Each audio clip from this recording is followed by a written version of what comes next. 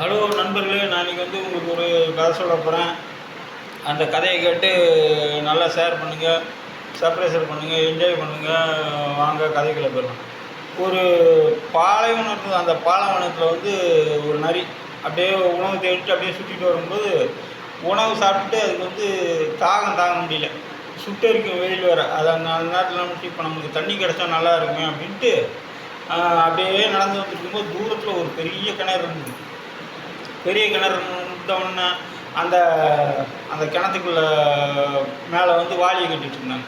உடனே நம்ம இந்த வாளி மேலே ஏறி உள்ளே போய் தண்ணி குடிச்சிட்டு வெளில வந்துடலாம் அப்படின்ட்டு அந்த வாளிக்குள்ளே குதிச்சுது பண்ணுவோம். சர்றன்னு உள்ளே போய் நல்லா தண்ணி இல்லைன்னா முடிச்சுட்டு மேலே பார்த்தா, ஆஹா நம்ம பள்ளத்துக்குள்ளே மாட்டிக்கிட்டோம்னா நம்ம இப்போ எப்படா வெளில போகிறது, நம்ம இதில் இருந்தால் செத்து போயிருக்கோம் அப்படின்ட்டு அது யோசனை பண்ணிக்கிட்டே இருந்தது. அந்த நேரம் பார்த்து ஒரு ஓனாய் அந்த பக்கம் வந்துதான். ஓனாய் அந்த கிணத்தை எட்டி பார்த்துட்டு, என்னண்ணா நிறையண்ணா உள்ளே என்ன பண்ணுறீங்க அப்படின்ட்டு. ஐயோ உனக்கு ஒரு விஷயம் தெரியாதா, இது சொர்க்கம். இதில் எனக்கு வேலைக்கு காலையில் ஆனால் கோழி தந்துடுறாங்க, மதியானம் இருந்தால் ஆடு தந்துடுறாங்க, நைட் ஆனால் நண்டு தந்துடுறாங்க, இதே மாதிரி எனக்கு தந்துக்கிட்டு இருக்காங்க அப்படின்றது. உடனே ஓனாய்க்கு ஆசை வந்துடுச்சு. ஆஹா நம்மளும் உள்ளே போனால் நம்மளுக்கும் கிடைக்க மாட்டேன். ஆனால் நிறையண்ணா நான் உள்ளே வரலாமா? இல்லை இல்லை இல்லை இல்லை நீ வரக்கூடாது. ஏன்னா நீ நீ வந்துட்டேன்னா எனக்கு உணவு கிடைக்காது அப்படின்ட்டு அது சும்மா பாசாங்க பண்ணணும். இல்லைன்னா நான் எப்படியாவது வரணுமேண்ணா.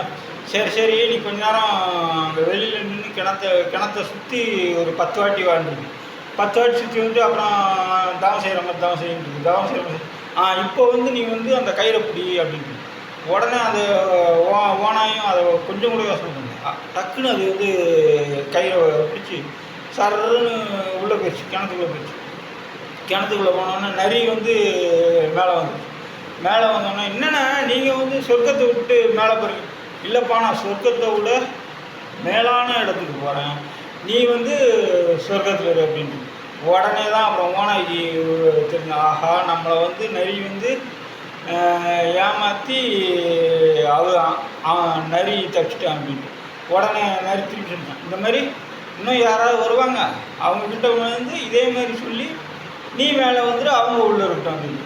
அப்புறம் தான் ஓனாய்க்கு நம்ம ஏமாற்றப்பட்டது வந்துடுச்சு. உடனே தான் நரி, ஆஹா நம்ம உழைக்காமல் நினச்சி ஃப்ரீயாக கிடைக்குதுன்னு சாப்பிட போய் நம்ம இப்படி மாட்டிக்கிட்டோமேட்டு ஓனாய் அதோட அறியாமை எண்ணி வருத்தப்படுது. இந்த கதையிலேருந்து என்ன தெரியுது, எப்பயுமே பேராசைப்படக்கூடாது, முன்னோசனை இல்லாமல் எந்த காரியத்தையும் இறங்கக்கூடாது. இதுதான் இந்த கதையோட. நன்றி, வணக்கம்.